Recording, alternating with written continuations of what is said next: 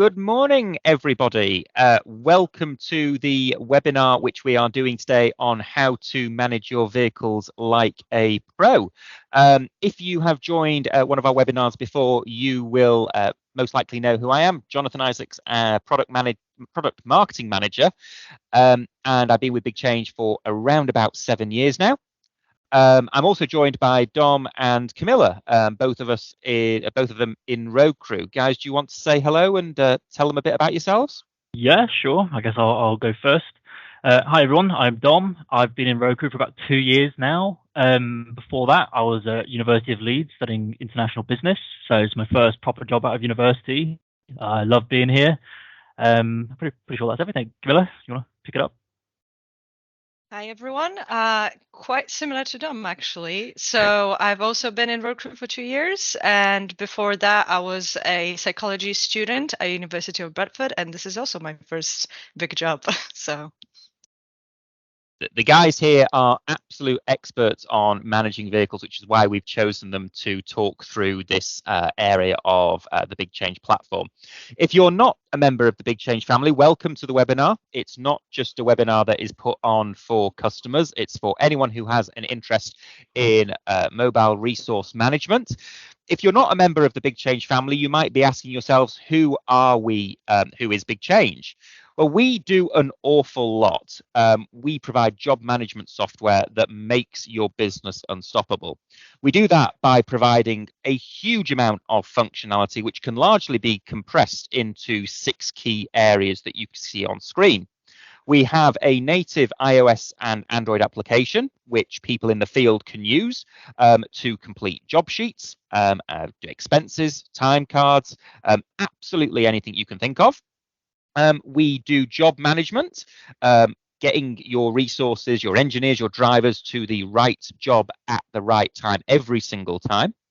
We provide tracking, so you can see exactly where your vehicles and resources are in real time. It allows you to do routing and optimization. Bringing it all together is the CRM system, allowing you to identify your contacts, any potential leads that you might have, and store all of that important information.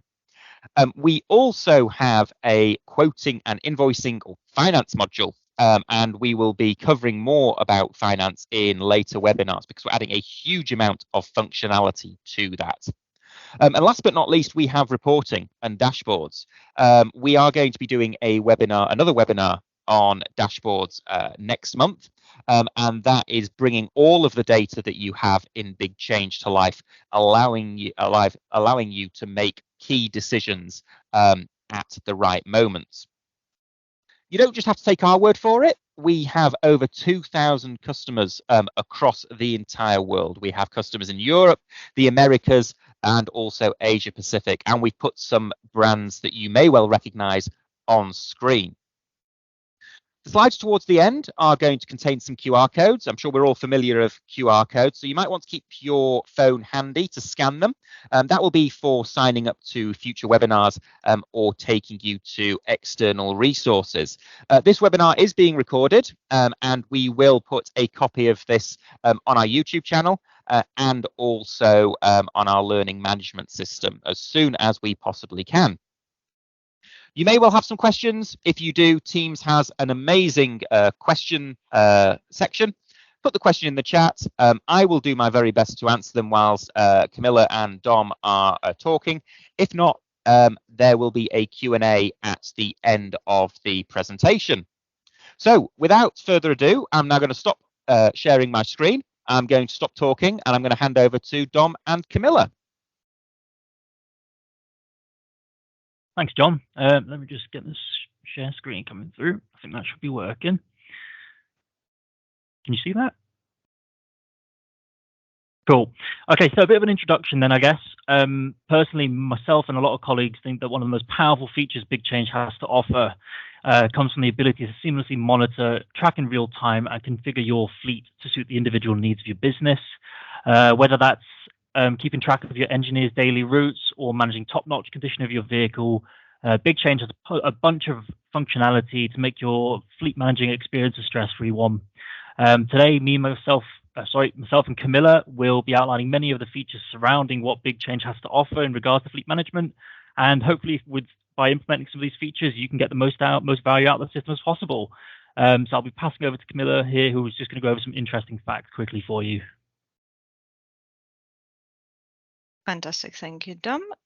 Let me just get the share screen for you guys.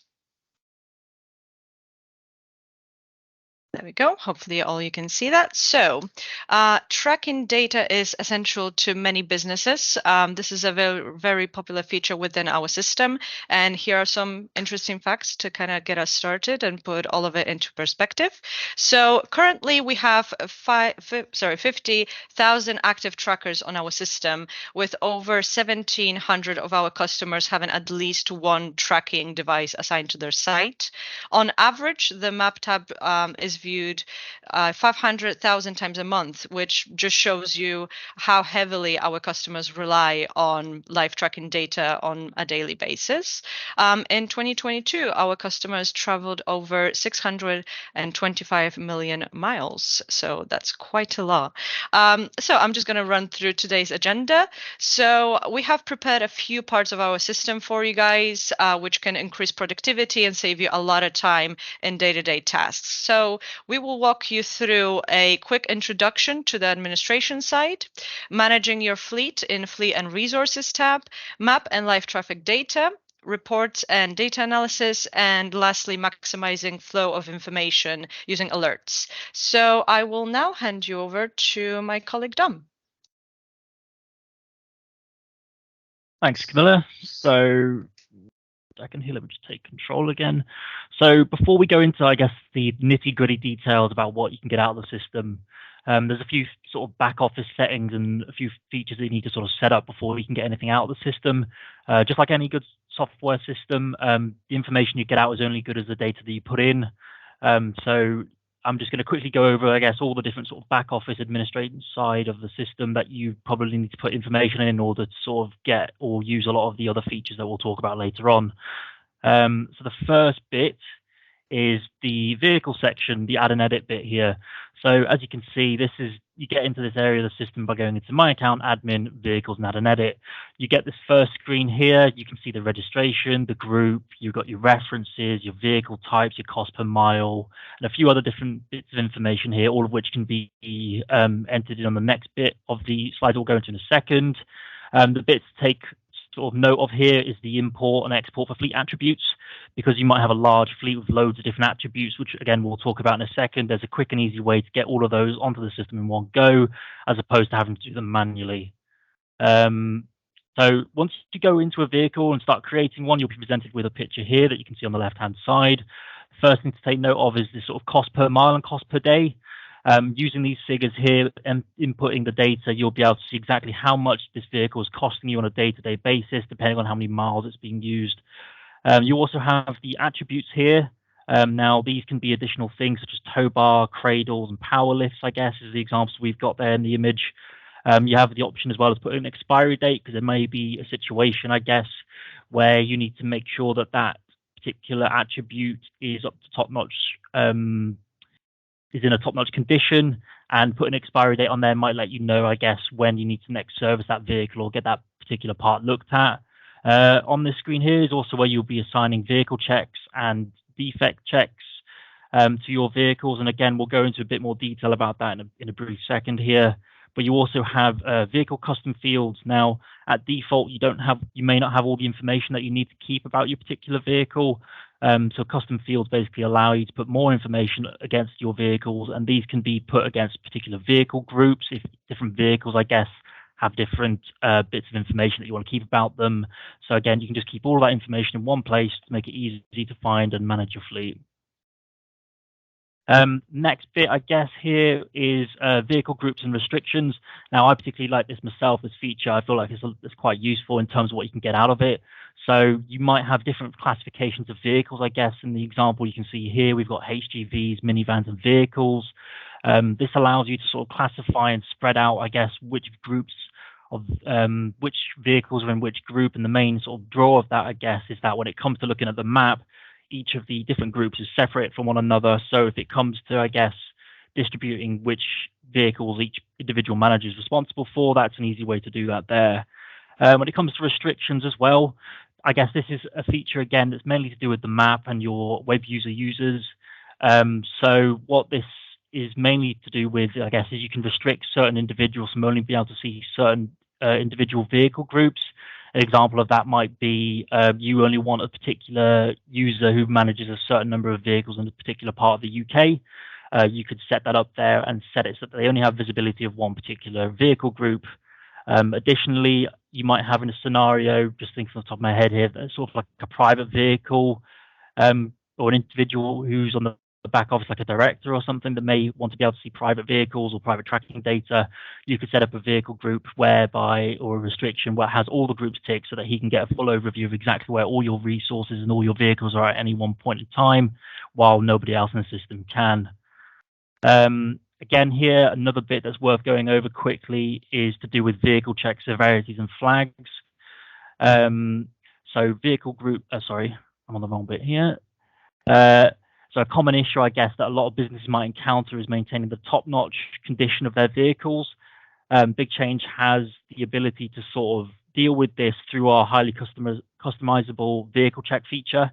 In essence, vehicle checks are set up and assigned directly to vehicles, but they can also be set directly against vehicles in particular groups for specific vehicle models, I guess, where certain, I guess, specialized attention is required.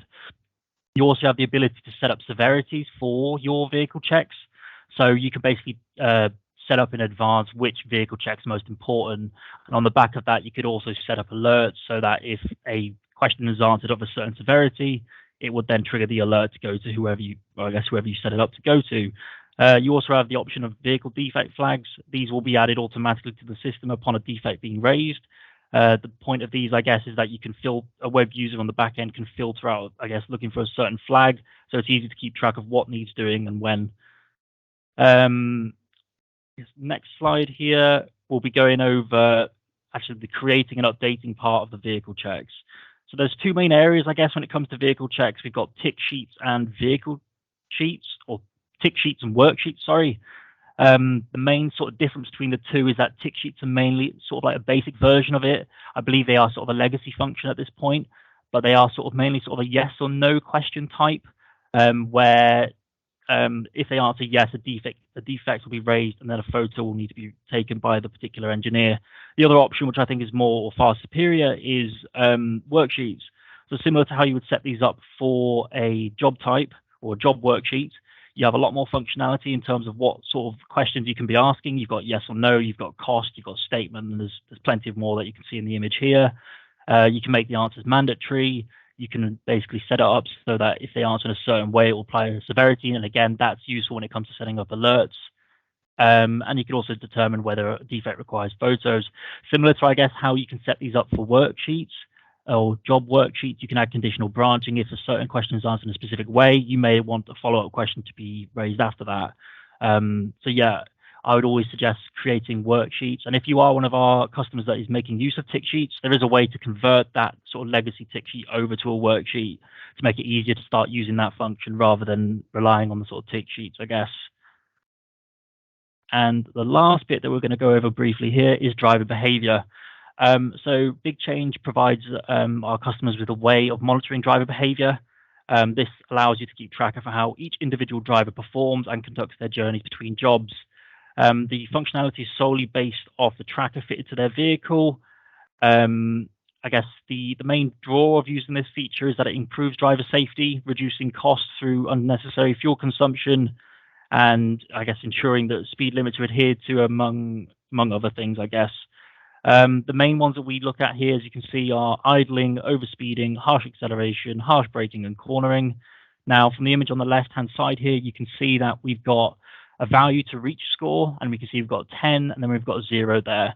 Depending, I guess, on the number of iterations that each of these behaviors occurs, that will determine the score that the individual will receive. So in this case here, you can see that the overspeeding, the score to reach 10 is 0, and the score to reach 0 is 19. So in that case, if the engineer's tracker on his vehicle picks up that he speeds more than once, or basically once or more, he's not going to be able to reach that full score.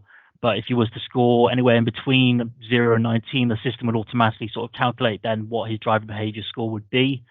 There's also a simulator that you can use to sort of figure out, I guess, how you would want to configure this, because this is fully customizable. You can set this up in however way you want, really, and depending on, I guess, which behaviors you think are most important for you guys, you can sort of tailor this as you see fit. I'll now be passing back over to my colleague Camilla, who will be going over a few more sort of details here. Lovely, thank you so much, Dom. Let me just grab that screen share very quickly. Lovely. So now that you've seen, how to set up everything in the back end, I'm just going to run you through essentially what you can see and how you can use that on the front of the system. So I'm just going to actually be bringing you through to a quick live demo of our site. So hopefully you'll be able to see all of that well. Let's just get that through. There we go. So currently we're just on our demo side. We created a few vehicles and, all of the little tests and everything just to showcase you how you can use our system well. So this area is called Fleet and Resources tab. This area essentially stores all your vehicles and all of the informations that are logged against them, which just provides you with a very fast and accessible way to manage your fleet. So first, before we go on to anything else, it's worth mentioning that you can actually import fuel transactions onto our system that can later be used in a report. So you essentially have like two ways of doing this. So you can either import them through an Excel spreadsheet, which once you have the Excel spreadsheet filled out, and we have templates for that actually on our help center, you would just click this icon here, import fuel transactions, and just kind of carry on, follow the steps on screen. Or if you have Canvas and Taco set up for your fleet, the data can actually feed into our system just from the can itself, so you don't really need to do this. So now let's focus on our list here. Now, right away, you have this, I'm going to call them like front-facing information. You have the very basic information that you might need to grab kind of right away from the list. So of course, we have our registration, we have our make and model. You actually see all the open defects in here. You have the odometer. We have all the dates here. Now, you essentially can set a date expiry for each one of these on top, like MOT, road tax, insurance, next service.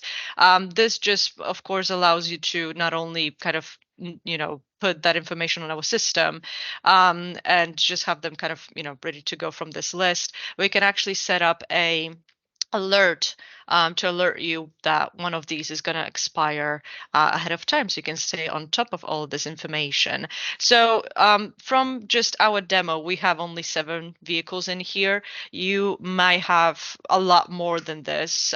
So if it is that you're essentially looking for something that's going to narrow down certain vehicles a little bit faster and all that, the filters here on the left hand side are going to be your friend. You can filter by a group. So here we only have 3 vehicles in this one. You can, of course, just type in the reg. You can type in make and model. You can look at things with just open defects or not. So that's also a great way to go about that. So I'm just going to have a look at one of these vehicles and what we can actually find. So if we open this one up, you probably recognize that this information on the details page was essentially what we saw on our list just a few seconds ago. So once again, as I call them, front-facing information, kind of, the very basic things that you might need right away. While I touched on all of these before, and of course, this is also where you would actually set these dates up, I just wanted to bring your attention to the attachments area. You might have some sort of document, some sort of PDF that needs to go along with a specific vehicle, which this is just a perfect place to pop that on, just so you can essentially access that document very quickly right away. So we'll leave our details page now. We'll move on to open defects. Now, this tab essentially will show you all the open defects that, any open defects, sorry, that have been raised against this vehicle. Dom kind of run you through the difference between tick sheets and worksheet defects or vehicle checks. For the purpose of our presentation and demo, we used worksheets. So for tick sheets, we won't really see anything here. However, if I click here in kind of, let's say, top right, I will actually see all the list of the defects raised. So from just the list here, before we go into a specific one, we see our date and time. So that's, of course, the date and time this one was raised. We will see a question that actually basically was answered that then raised the defect off the back of it. You can see the resource. So we see that the first three were done by Amy. However, previous ones were done by Adam. You can actually see the note. So when you do fill out a defect, you need to put in essentially the note of what's wrong with the vehicle at the time. So we do see that right away, which is great if you're looking for a specific one and you just remember the note that was against it. We see the status of it, unaction, actioned. We also have archive, which I will touch on in just a second. We can see severity on here if it's chosen. We see a flag and see a photo. So I'll leave the flag for just a bit, and I will just show you how that can be chosen and basically why it's beneficial for you to use a flag in just a second. If we look at the last column here, photo, you will see that each one of them has just an icon of a photo. If you hover over it, it will actually load up a picture. So that is a picture that was basically taken when the defect was raised. I really like this feature because it could be that you remember a defect just by the photo. You don't actually remember who it was. You just kind of recall the picture of it. It's just faster to essentially kind of scroll through these and think, oh, there was something about, a light. And for example, it would be this one. Before I go into one of our examples here, we also have this tick here that it's called include archive defects. You can archive action defects. And to me, essentially, that is a way to kind of clean up what you're looking at if you do not want to have loads and loads of action defects in here because it gets too messy. You can just archive a defect, but if you want to, it will disappear from your list, but if you want to then go back into it, all you really need to do is just tick that again, and at some point essentially you will you will be able to grab one of these in here. So I'm just going to run you through essentially one of these. So you can consolidate your defects, which essentially just means you can group them all together. You can right away mark as actioned, or you can view. We're going to view. So this is essentially your menu or mini menu, let's say, of just one specific defect. Some of this you will recognize from the columns itself. So we, of course, have the date created with time. We have the resource. We can actually set the severity in here. So while the resource, when they raise the defect, whatever they choose might set the severity. However, you as a web user can actually change that. It could be that this was a medium, but due to the wait for service, something like that, it changed suddenly to a high. So you can absolutely amend that from your side. You can see the worksheet question that raised the defect, and you can actually see the answer. Now, for us, we just had a yes or no type of questions. You can set all different types. So if it was a text, you would actually see the text that was put in.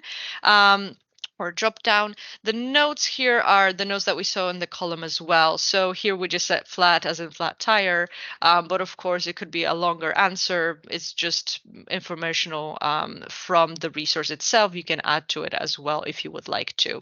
Now, status. Here we have an action because this defect was just raised and no one has really done anything with it. You basically, once you have done it and you want to close the defect, you would say actioned. The system essentially will prompt you to give details as to what was actually done with it, and you can't really close or save this defect without filling that information in. It is prompting you to essentially type in any sort of answer within this dialog box here on the right-hand side. I'm not going to do that just yet because I actually, oh, and sorry, of course, you can archive it right away here as well. I'm just going to keep it as unactioned for now. Let's say you have seen this defect, and you've assigned it to yourself as a web user because you decided that you're going to action it. So from this drop down, we have Dom and we have myself, which are active web users on the system. You cannot really action it because it's not done yet. However, you have picked it up, and let's say you see that there's a flat tire and you know we need to book a service for it or anything like that, or maintenance. Here's where flags to me play a big role. Essentially, you can set up flags for these, and that will just basically help you keep on top of the current state of it. Let's say you've booked a service, or you know it requires service, but you haven't had an answer yet, or you've called and no one picked up, you couldn't book a date. I'm just going to add a flag that says requires service, and I'm just going to pop a due date to say, well, maybe I need to pick it up like next week or something at the latest. So we'll see that in just a second when I save it. Just while we're here, I just want to show you that you can actually click on the photo and you can see it in a much larger state. So you can inspect the defect and, just have a look as to what's going on. You can also, of course, save a photo like that as well. I'm just going to save this defect. Now, it was the first one here from our list. If you've noticed before, nothing was here. However, now we have a flag, which is essentially why I wanted to kind of come back to this later on. We have few different flags here. And of course, the ones that don't have anything are just blank. I personally think this is basically a great way just to kind of jump onto a vehicle, check your defects, and very quickly kind of skim through the list here, because it could be that you see one that's a high severity, like this one highlighted, but it's pending. And let's say pending for you means someone just kind of saw it but didn't do anything with it. You will know that that's something you need to get on right away. But it could be also that just from kind of reading one, like this one, you don't really know what's going on with it. You just see that it's unactioned. However, if we had one that had a flag of service booked, if you look at it right away, you think, okay, so something is going on with this one. We're probably good. We don't really need to worry about it. So just very quickly to go back onto this one, attachments truly just means if you need any sort of PDFs, any files onto here, you can drop that on. And flags just allows you to see flag history. If there were multiple on here, you could actually see them listed with the date and time and owner.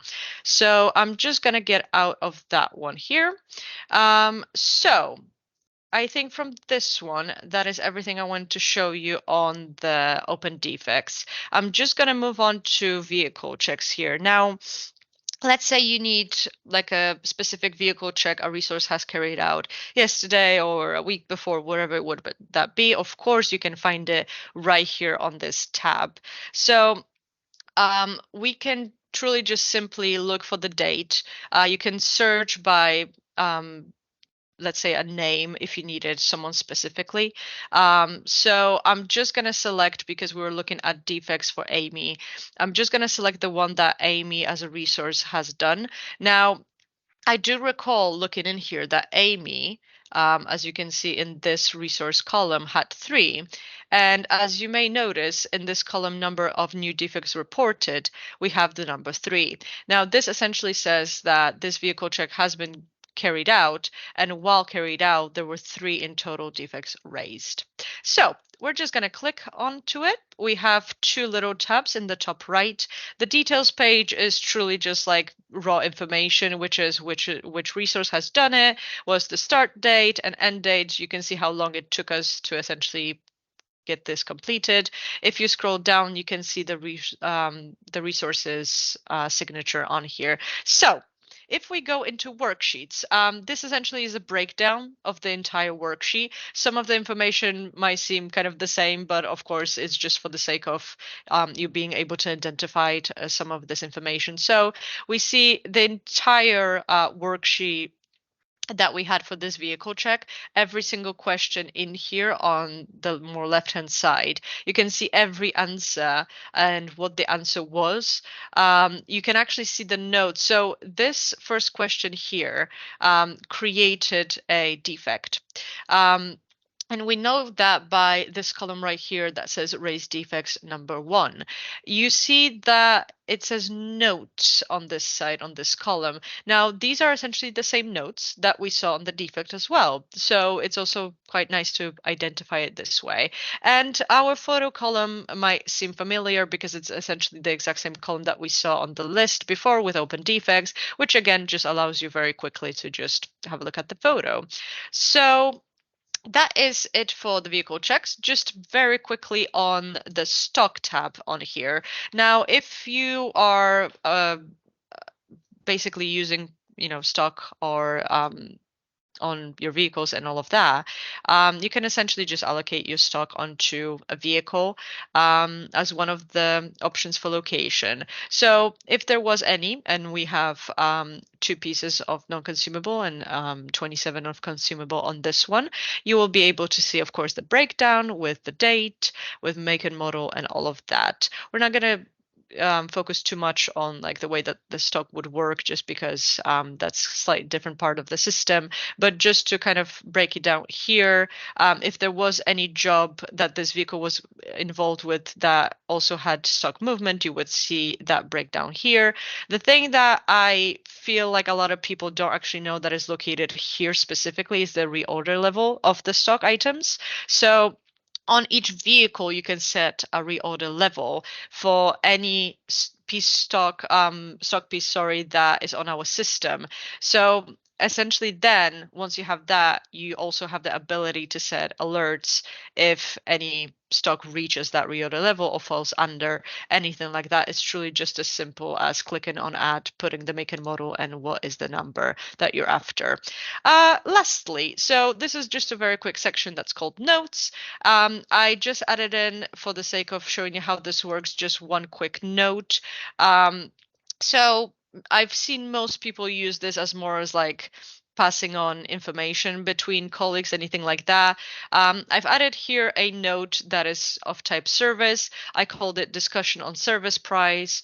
And just for the sake of it, let's pretend that I wasn't happy with the amount that we were paying for service for this specific vehicle. And essentially, I just tagged dump here in the dialog box to say, need to see if we can find more affordable mechanic. Please research this and come back to me. It's truly just to show you that this could be used this way.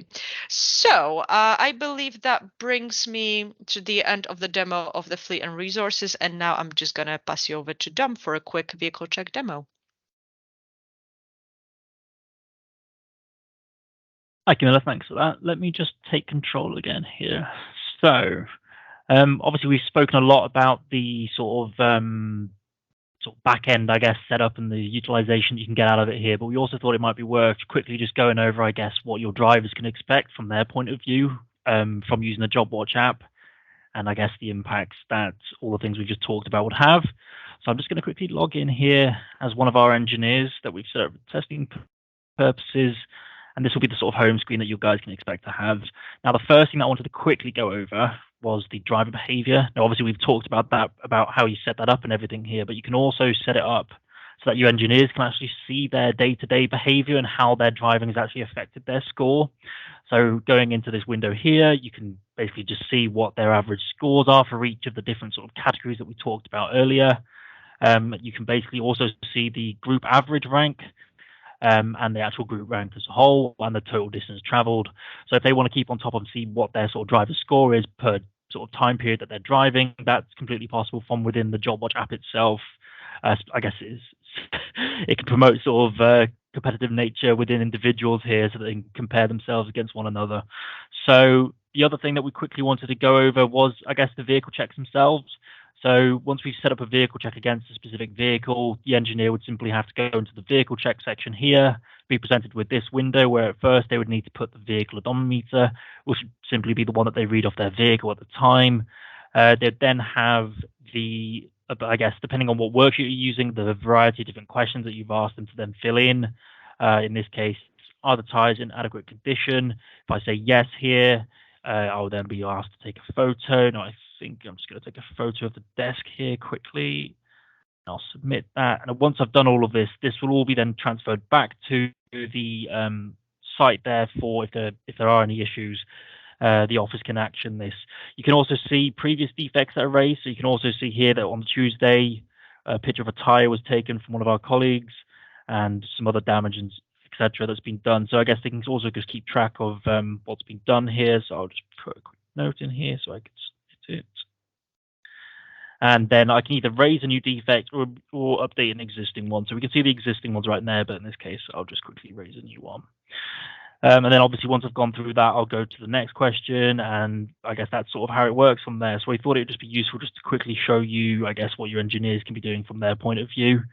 The next bit I'm just going to briefly go over, I guess, is the map and the sort of generic functionality that you can get off the map using BigChange here. So using the lovely Dina Diamond, who we've selected as the person we're going to use for this example, if I go to, I think we chose the 30th is what we wanted to use. Here we go. So you can see here, this is the journey that Dina took on that particular day. You can see the duration here at the top left, the distance they traveled, and the cost. Now, obviously, the cost here, this is all complete test data here, so this is not accurate at all. But that information is purely based on the vehicle mileage and the cost per mile that we were talking about earlier in the administration section, which is why that all this information and setting it up correctly is important to make sure you're getting the most out of the rest of the features that we've been talking about. You can also see the sort of the time at which they first started here, so 6:16 to 12 o'clock. And you can also see the total driving and the amount of time that they've stopped. You can also get a breakdown of each individual stop here, where they were, and the different sort of breakdowns of the mileage and the sort of activities in terms of, I guess, driving, stopped, and idling. There are a few sort of filter options that are useful here. So the first one is view Gantt chart. So sometimes it is a bit difficult, I guess, to read the information on here. So we've got this feature here, the Gantt chart, which allows you to basically see specifically over a period of time what exactly has happened here. So I can see at 6:16 to 7:15, Dina drove 34 miles, and it tells you exactly where. And also here, you can see they idled for about a few minutes here between 7:15 and 7:17. And again, it's just another way to sort of monitor and keep track of what's going on there. We've also got a way of showing idling as stops. So the pie chart here by default will actually just include idling as a stopping time, but you can sort of separate that out if that's something you want to sort of break down in a different way, I guess. And another cool thing here is you can actually replay the whole journey. So if you actually just want to see, well, not in live time, I guess, but sort of an accurate representation of what your driver was doing during a particular journey, you can do this here, and you can follow the cursor along and just sort of see what they were doing throughout the entire day. I guess we could also go over some of the filtering options here as well. I think that might be quite useful. So the first thing we've got is aerial versus road view. So I guess this is just another way of sort of looking at the map in a different way. Now I'm just going to stop this journey here if I can, because it is lagging up my computer a little bit. If I can, or just to let it do its thing. Okay, it's done. Right, so a few other filters now. This is, I guess, isn't directly related to fleet management, but I thought I'd just quickly go over these. So from the map itself, you've got a few different filters here. So you can look at resources that haven't moved or have moved in the last 7 days. Now the filters, these will be the same for all of these. This will basically be what displays on the map. So you can choose whether it's going to be the name, the reg, the speed, the skills. So contacts. Now another thing you can do is you might only want to be looking at specific customers on the map. I'm hoping if I zoom out here and I use it, I should be able to see these contacts on the map. So there you go, yeah. So depending on what sort of, I mean, there might be a case where you only want to see the parent sites, or there might be a case where you want to see the engineers' houses. You can filter all of these out just so you can see specifically what you're after. And again, you've got the labels here. Now, territories, that is quite a cool feature, I think, personally. So what you can do with these is, just as there might be a congestion zone or a pollution zone in the UK, and a variety of different cities now have these in effect, we have the ability to be able to either create, your zone directly onto the map itself. Now there's a few different sort of features here that you can use to draw these, and you can put them wherever you like. And however, I guess there's different settings. Obviously, not always going to be a circle. You might need to do lines, etc. But there's also ways that we can import them, because there are a sort of standard set number of these that we put on the system by default, which you can just directly add onto your particular map. So by going into this bit here, territories in the UK, miscellaneous, and then we've got a bunch of these sort of territories that we've got here. So if I wanted to add the Birmingham Clean Air Zone, you can now see that that is on our map. We would then import this, and hopefully once it loads, we will then have that there, just as you can see here. Now, the use of this, I guess, is that you can sort of set alerts on the back of entering these zones. So depending on, I guess, if you wanted to be notified of whether you've got to pay a fee for entering one of these zones, that can be set up. So if any of your vehicles go into any of these highlighted bits here, the office will get a notification just telling you that, you know, this is happening, this sort of fee needs to be paid. Another thing on the map here is the jobs. So you can look for all your jobs on the map here. Now, I'm not sure if we have any here that I can quickly show, but because this is a test site here, but you can basically filter on the map here for any jobs in particular time. If you're looking for specific engineer, you can look for that. You've also got the type of jobs and the sort of categories, and again, you've got the labels here that you can use. Finally, I guess we've got the ability to look at stock items on the system. So there might be times where you want to look at what stock is going where and where it's being used and everything. So using this feature here, you're able to specify the exact product category, the model, the make, etc. here, and I guess what its current status is. So you can see this particular fridge here is in transit on this particular vehicle. So again, it's just another way of sort of keeping track of what's going on at any given time on the particular site. Quickly, I guess you've also got the ability to swap between vehicle view and resource view. Again, just more customization, whether you're interested in the vehicles or the resources. Again, you can do both on the system here. Another cool feature that I particularly like is the ability to drag this little man onto the map, and then I can get a street view of where I've dragged it, basically. Now, I guess the use of this might be is if you're particularly working in a particular area that's a bit remote potentially, and you're not too sure where the actual job site is, you can just drag this man onto the site here. So I think it might be a graveyard here by the looks of it, but you can drag the man straight onto the map and then just take a picture and send it to your engineer, I guess. The final thing as well is this save map as image button here. Now, a lot of our customers like to use this for their social media platforms. So if you click this map button here, you can see that it's just downloading. If I can open it quickly. On. Where's it gone? There it is. Right. So it will take a picture of exactly what you were looking at the time with all the different filters and that, and obviously you've got powered by BigChange here at the bottom right. So I guess a lot of our customers do like to sort of show off the work they're doing during the working day or during the week or month. So you can use this to sort of show off your customers, to show off exactly how much work you're getting done at any given time. Now, I'm pretty sure that is everything that I wanted to go over the map there. So I'll be passing it back to Camilla now, who's going to go over some reports, I believe. All righty, thank you, Dom. Hopefully you guys can see that all well. Right, yeah, so we will now move over to reports. So reports are essentially a fantastic tool which can generate you detailed information about your fleet in matters of seconds. This part of our system not only saves you time looking through each of your vehicles or days on map or vehicle checks, but presents the data in a very user-friendly format that is easy to read. You can identify areas where improvements can be made, such as, I don't know, like optimizing routes or reducing idle time, which that just leads to better resource allocation, cost savings, increase overall operation efficiency. Additionally, from just kind of viewing the reports in our system, each of our reports can be exported into Word or PDF or even Excel, which just allows you to work and manipulate the data even further. So while our system offers many reports, I'm just going to run you through kind of the most popular and useful, especially for fleet managers. So daily driver behavior report. So this one showcases each of your resources driving performance that is based on the date frame that you're going to filter on. This allows you to keep track of how well, or I guess not well, your drivers are doing. So in our example here, we have all beautiful TEDs all across the board, but it could be that it also looks like this. So just so you know, you are able to click into each resource and analyze their journey, which you can do with this eye icon right here. And once you do, you will see a breakdown like this, which shows you each event with time and location. So we all know that better driving is safer driving. Employees who drive recklessly or engage in unsafe practices put themselves and others at risk. Well, better performance, driving performance not only helps the environment but saves you money, because less idling means less emissions, means lower cost, all of that. Dom did touch on it previously, but like accidents and traffic violations can result in significant financial costs.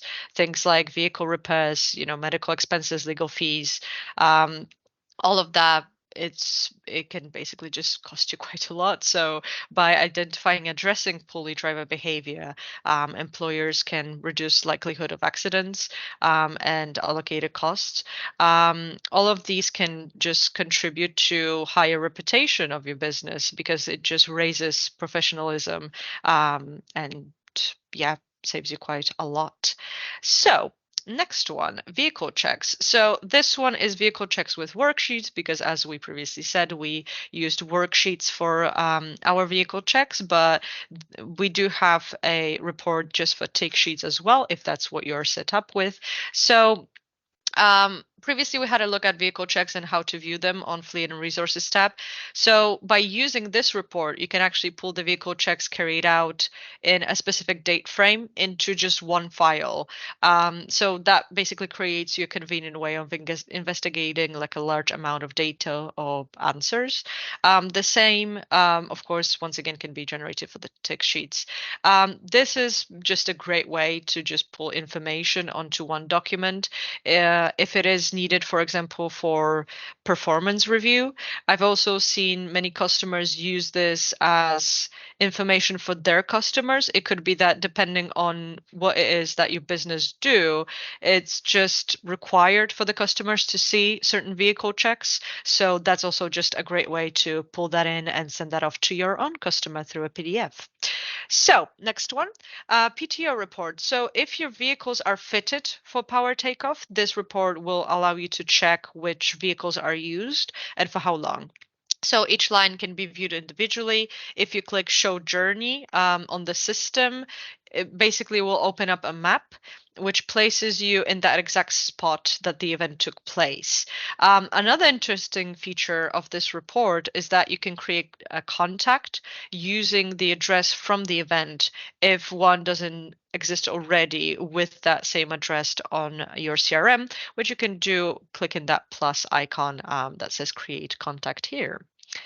Next one, we have tachograph report, somewhat similar to the previous one, as in if you have your vehicles fitted with Canon Tacho, this will be a great report for you. So the following here displays not only a sum of each resources journey, but will actually break down each stop, each break, rest, driving, etc. If you want to, you can essentially click the plus symbol that is located next to each of the dates. Here we just have a minus because I'm essentially showing you how it will look like if you want to see the details. But if you do click it, essentially it will look like what you're seeing on the screen right now. It will show you the registration as well, because it could be that the resources are changing vehicles throughout the day. So it will show you the registration that that resource was associated with during the day. So private mileage report. So you may not always want the driver's journey to show on map. Especially if they're driving like out of hours, or maybe they're using their own vehicles for work, or they're using company ones but for personal trips. You can set up each tracker to go into a private mode when a journey is made out of working hours. But then what happens when you need to view that journey's data but it's not visible on map? Well, we have our private mileage report, which will present you with this exact information. So all you would really need to do on the left hand side there on the display is just select a date frame, vehicle registration, and let the system generate that for you. So journey report. Now, this is one of our most used tracking reports on the system. It provides you detailed data on each point of the journey, and this is truly like essential report for any fleet management manager, as it can not only show you each point of the journey made, but exact driving, idling, and stop times. The report can sum up the data for you and again display it in a very professional looking way. On the current slide, you can see a list of each vehicle which has done a journey within the filtered dates.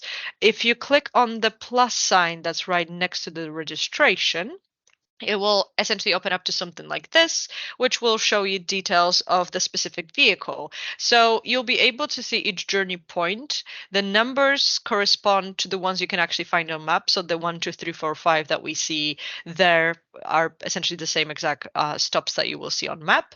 This allows you for a very easy data analysis and will basically allow you to gain insight into the efficiency and productivity of your fleet and transport operations. So if the previous report was not detailed enough for you, minute by minute will definitely be to your liking. So this report is the most detailed tracking that we offer. You're able to see the movement of the tracker, like the name states, detailed by each minute. So it allows you to see each driving event with exact location, and exact distance and speed. So, of course, you can probably guess that this is a fantastic tool to look into the way someone drives or any specific locations. But it's also a great way to check like speeding or idling events.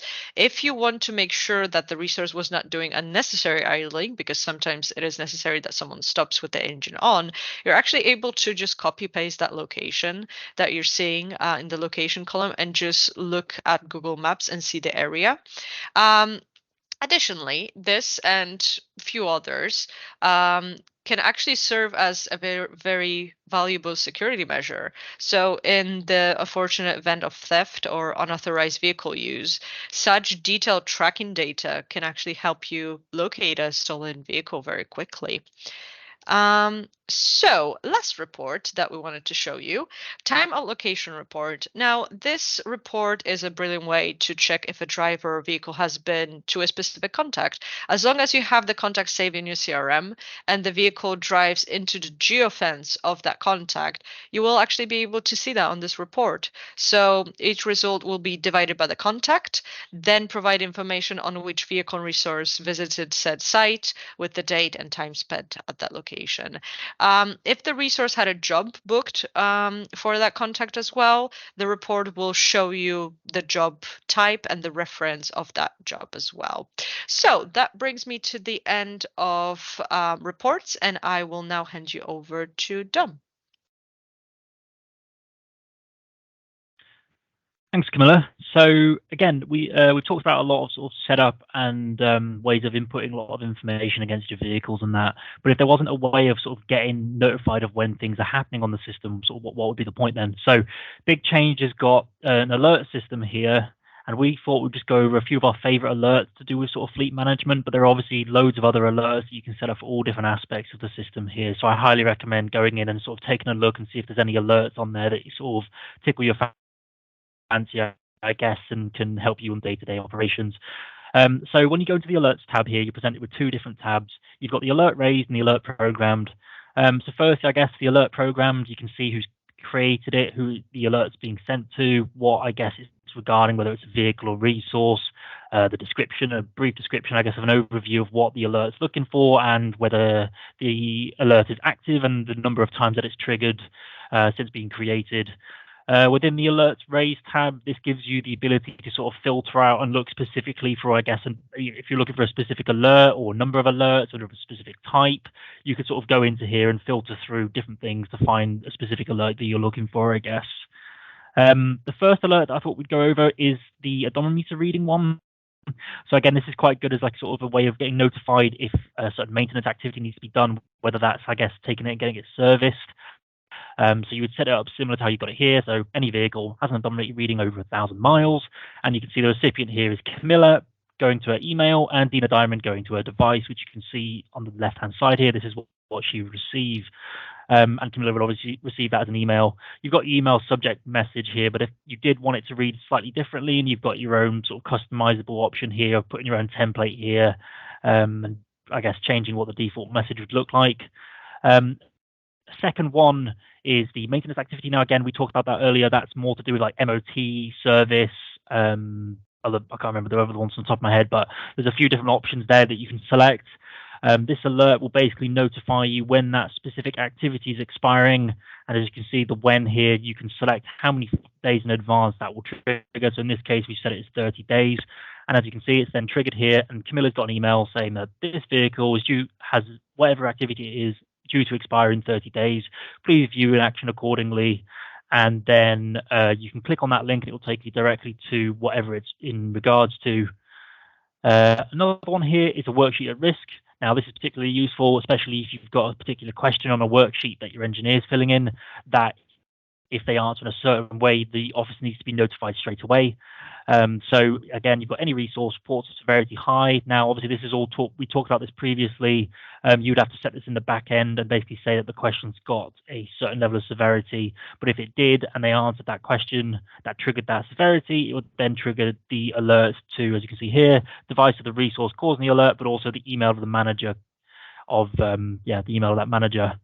I guess here we've got a few other sort of details here. So you can see here that this is what all the alerts would look like as they come through to the engineers' devices here. And we've got a few other just examples that you can see coming through to Camilla's email on that. But these, as I say, these are just a few alerts that we thought we'd talk about. And there are a lot more that sort of alerts on the system and other functionality that you can use them for.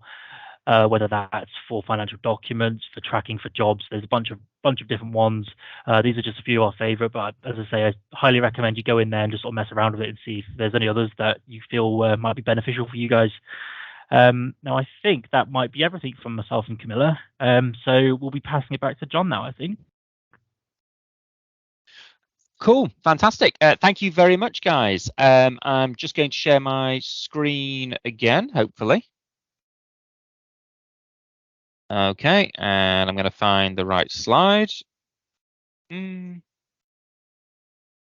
Fantastic. So thank you very much, Dom and Camilla. If you are new to BigChange or you are not using this functionality, you might be thinking, how much does this cost you guys? And the truth is, it doesn't cost you anything above the monthly subscription that you pay us.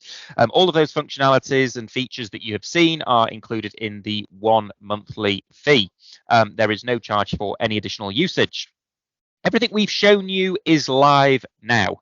There's nothing we have shown you today is coming soon or currently being developed. Everything is in the live environment, so you will be able to play along with the functionality that you have seen. If you have liked what we have done today, there is a plethora of additional learning resources on the BigChange University. The copy of the recording and slides will be hosted on the BigChange University in addition to all the other resources that are available. If you're not signed up, you can head over to bcu.bigchange.com/new user, or you can scan the QR code. It will ask you to create a user. The password at the bottom is BC University 5. So head over to the BigChange University. We've done quite a few webinars, and in addition to putting them on the BigChange University, we are now hosting them on our YouTube channel. This recording of this webinar will also be hosted on our YouTube channel as well. One of the recordings that was very popular was how to become a super user with 13 time-saving features. That is available now on demand. You can scan the QR code or head over to our YouTube channel to watch it. We are also in the process of developing a part 2 to that webinar with 13 additional time-saving features. So one to definitely check out. Not a lot of people use some of these features, and when I showed them to some customers, they were blown away with how much time it could save them. We also have our help site over at help.bigchange.com that has a huge amount of information available, and you can go and check it out by scanning the QR code on screen.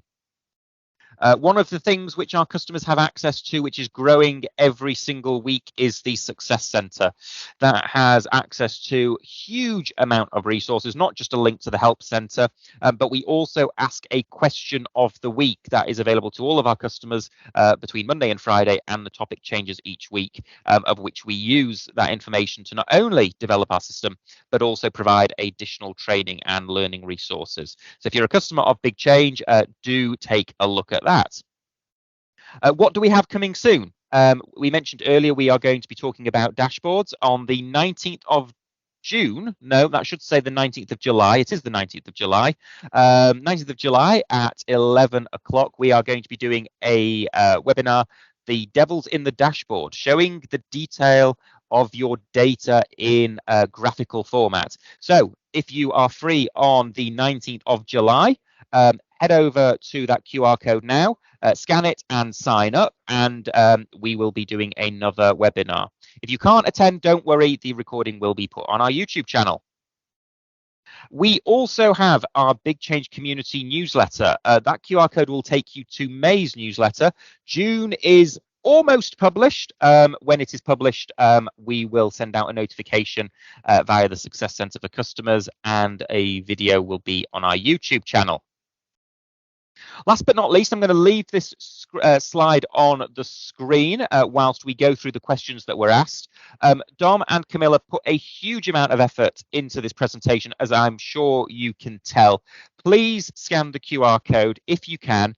Fill in the form. It literally takes a handful of seconds, or alternatively, we can see the thumbs up and love hearts that are coming through right now. So if you have a lot of love for Dom and Camilla, you can not only scan the QR code, but you can send us a reaction on screen. That is, I'm sure, making their day with all of the reactions that we've got. So loads of questions have been posted in the chat, and I will do my very best to answer them, or I have done my best to answer them during the course of the webinar.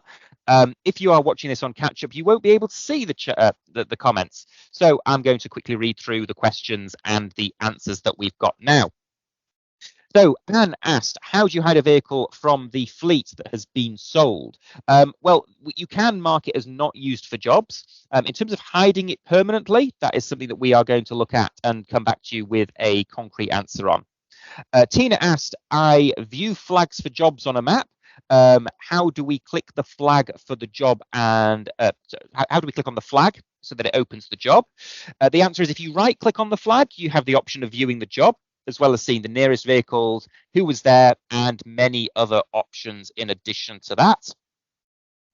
Another Dominic, not our Dominic, asked, what are the parameters for registering idle time, and what is the triggering point in our system?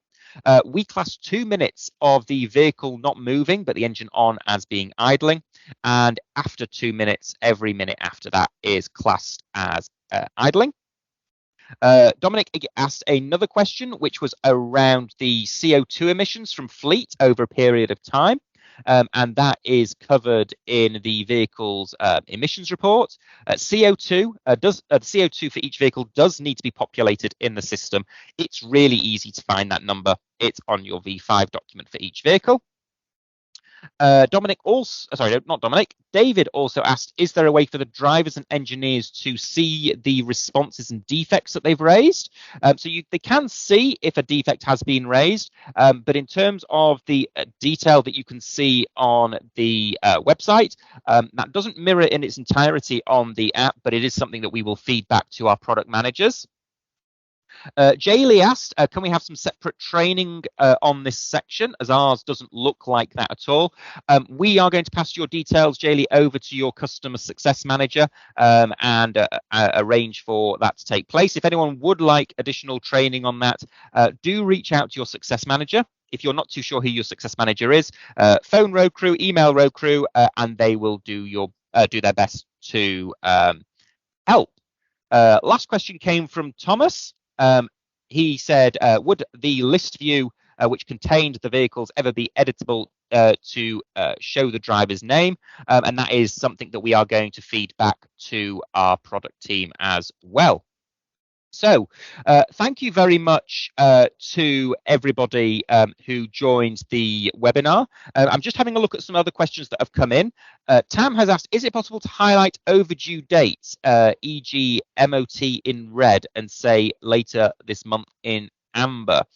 I do think, and I could be wrong, I think we might have a report that's not available as standard, Tam, but we might have a report that does this. If not, it's something that we will feed back to our product team. Let's have a look. Okay. Vehicle check for subcontractors was a question for Daniel. No, we don't offer vehicle checks for subcontractors on our subcontractor app. The rationale being is that they are a subcontractor, and so generally speaking, they would be responsible for completing their own vehicle checks of their own vehicle. They're a subby, so you're not generally responsible for that. Again, that is just guidance, but if it's something that you would like to see, we will feed that back to our product team. I don't think there are any more questions. So thank you very much for joining this webinar. On behalf of Camilla and Don, we really appreciate your time, the amount of love that you've given us, not just on applause and love hearts, but no doubt those who have scanned the QR code and left some feedback is really appreciated. We will be doing more webinars. Tell your friends, tell your colleagues, the more the merrier, and enjoy the rest of your day. Thank you very much, guys. Thank you, everyone. Thank you. Take care.